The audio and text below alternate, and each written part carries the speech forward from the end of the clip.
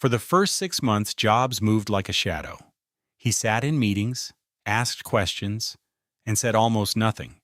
He was studying the corpse, learning where every organ had failed. Then, in July, he made his move. He convinced the board to remove Gil Amelio.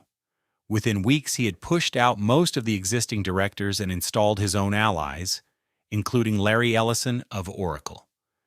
He took the title of interim CEO, a deliberately temporary label he would keep for over 2 years, partly as a joke and partly as cover. The first thing he did stunned the industry. He picked up a phone and called Bill Gates. Microsoft, at that moment, was the empire that had crushed Apple in the operating system wars. To Mac loyalists, Gates was a villain, on the level of a comic book antagonist.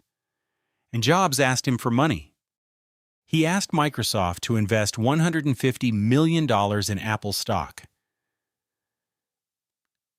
and to publicly commit to keep building Microsoft Office for the Macintosh for the next 5 years.